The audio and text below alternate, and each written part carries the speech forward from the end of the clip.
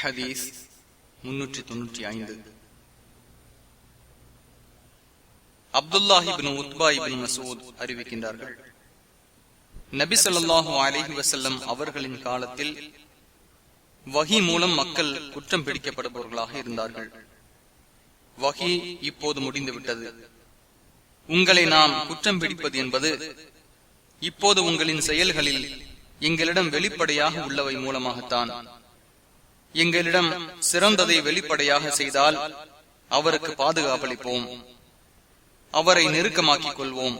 அவரின் மறைவானவற்றில் எதுவும் நமக்கு பொறுப்பில்லை. அல்லாஹ் அவரின் மறைவானவற்றில் கேள்வி கேட்பான். எங்களிடம் தீயதை வெளிப்படுத்தினால் அவருக்கு நாம் அபயம் அளிக்க மாட்டோம்.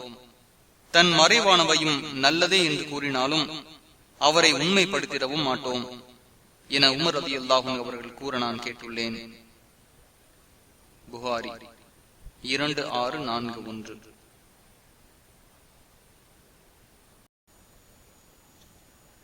ஹதீஸ் 396.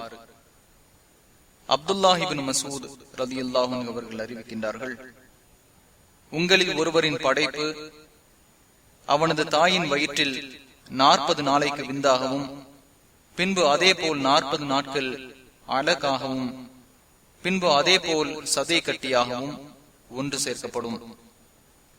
பின்பு ஒரு வானவர் அனுப்பப்படுவார். அவர் அதில் உயிரை ஊதுவார். அவரின் உணவு, அவரின் கால அளவு, அவரின் செயல், நல்லவர் அல்லது கெட்டவர் என ஆகிய 4 விஷயங்களை எழுதிட வானவருக்கு கட்டளையிடப்படும்.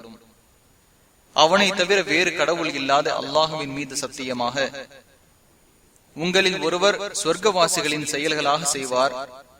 இறுதியாக அவருக்கும் சொர்க்கத்திற்கும் இடையே 1 முழமே இருக்கும். அப்போது அவர் பதிவு ஏடு முந்திவிடும்.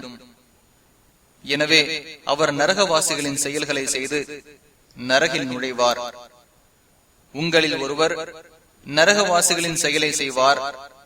இறுதியில் அவருக்கும் நரகத்திற்கும் இடையே 1 முழம் மட்டுமே இருக்கும். அப்போது அவரின் பதிவு ஏடு முந்திவிடும். உடனே அவர் சொர்க்கவாசிகளின் செயலை செய்வார். பிறகு அவர் சொர்க்கத்தில் நுழைவார் என்று நபி ஸல்லல்லாஹு அலைஹி வஸல்லம் அவர்கள் கூறினார்கள். புகாரி 3208, முஸ்லிம் 2643.